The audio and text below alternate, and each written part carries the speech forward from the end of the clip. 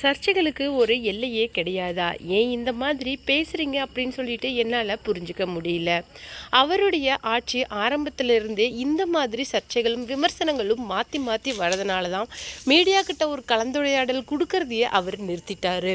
அது மட்டும் இல்லாமல் என்னையே ஷாக் ஆகுற அளவுக்கு இப்போ ஒரு வதந்தி தான் சமூக வலைதளங்களில் ரொம்பவும் வேகமாக பரவிட்டுருக்கு.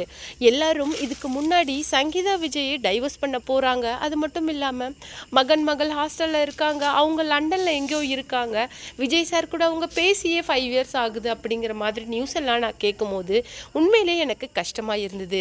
எப்படி இப்படி அடுத்தவங்களோட லைஃப்பை பேச முடியுது அப்படின்னு சொல்லிட்டு. ஆனால் அது எல்லாம் இல்லைங்கிற மாதிரி இந்த டிவோர்ஸ் வாபஸ் அப்படிங்கிறது நடந்திருந்தது. ஸோ எதுவுமே ஃபுல்லாக உங்களால் புரிஞ்சிக்காம உங்களுக்கு தெரியாமல் தயவுசெய்து அதுக்கு கருத்து தெரிவிக்கிறத நிறுத்துங்க அப்படின்னு சொல்லிட்டு இன்னைக்கு ஒரு ஷாக்கிங்கான பதிவை கொடுத்துருக்காரு முதல்வர் விஜயோட நண்பரான சஞ்சீவ். இது வரைக்குமே அவருடைய ஆட்சியில் நடந்த நிறைய விஷயங்களுக்கு அவர் பதிலளிக்கிற விதமாக நிறைய கருத்துக்களை பதிவு பண்ணிக்கிட்டு தான் வராரு.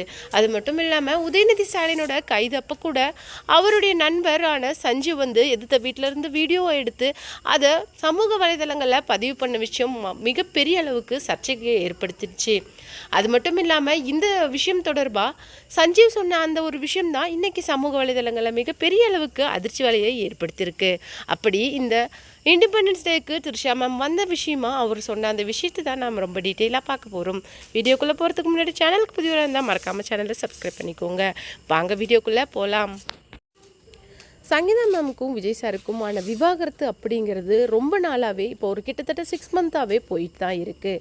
ஆனால் இந்த விவாகரத்து பெட்டிஷனை ஃபைல் பண்ணும்போது கூட சங்கீதா மேமை பற்றி சொன்ன ஒரு விஷயம் என்ன அப்படின்னு சொல்லிட்டு பார்த்தீங்கன்னா, டிஎம்கேக்கு சாதகமாக தான் இந்த விஷயத்த பண்ணுறாங்க அப்படின்னு சொல்லிட்டு அவங்க மேலேயே நிறைய நெகட்டிவ் விஷயங்கள் வந்துச்சு. அது மட்டும் இல்லாமல் இந்த பக்கம் விஜய் சார் குடும்பத்தை கூட பார்த்துக்க முடியாதவன் எலெக்ஷனில் என்ன பண்ண போகிறான் அப்படிங்கிற மாதிரி நிறைய விஷயங்கள் அவர் மேலே வைக்கப்பட்டுச்சு. ஆனால் அதையும் தாண்டி அவர் எலெக்ஷனில் ஜெயிச்சது மட்டும் இல்லாமல் அவர் மேலே போட்ட விவாகரத்து பெட்டிஷனையும் மனைவி வாபஸ் வாங்கி அவங்க மேபி மறுபடியும் நீலாங்கரை வீட்டுக்கே வருவாங்க அப்படிங்கிற மாதிரியும் தெரிவிக்கப்பட்டுச்சு. இதெல்லாம் ஒரு புறம் இருக்க ஒரு சின்ன கேப் கூட இல்லாமல் தன்னுடைய பக்கம் இருந்து த்ரிஷா மேம் என்ன செஞ்சுருக்காங்க அப்படின்னு சொல்லிட்டு பார்த்தீங்கன்னா, வயசாயிடுச்சுன்னா இது உங்களுக்கு வெக்கமா இல்லையா, அறிவு இருக்கா அப்படிங்கிற மாதிரியும், முடிஞ்சால் பணத்தை சம்பாரித்து நிம்மதியாக இருக்கிற வழியை பாருங்க அப்படிங்கிற மாதிரி ஒரு பதிவை திடுக்கிட்டு இட்டிருந்தாங்க.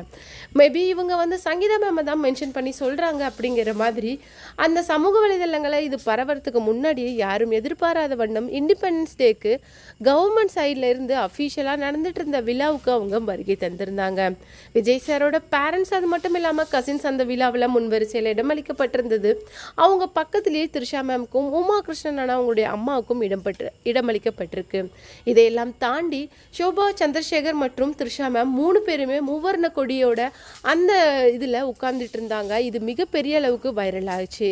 இவங்க பிளான் பண்ணி தான் இந்த மாதிரி போட்டு வந்திருக்காங்க. அது மட்டும் இல்லாமல் சங்கீதா மேம் இவங்க இந்த மாதிரி பண்ணனா அந்த விஷயங்களால தான் டிவோர்ஸ் கேட்டிருப்பாங்க. ஸோ எந்த அளவுக்கு அவங்க மன உளைச்சலுக்கு உள்ளாயிருப்பாங்க அப்படிங்கிற மாதிரி நிறைய விஷயங்கள் சமூக வலைதளங்களில் பரவிட்டுருக்கு.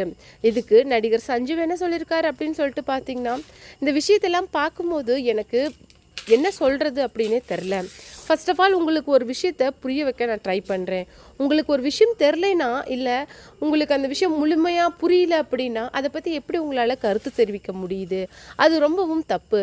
இதுக்கு முன்னாடி சங்கீதா விஜய் டிவோர்ஸ் அப்ளை பண்ணும்போது அவங்க பசங்க ஹாஸ்டலில் இருக்காங்க, அவங்களெல்லாம் அனாதியாக விஜய் சார் விட்டுட்டாரு அப்படிங்கிற மாதிரி பேசுனீங்க.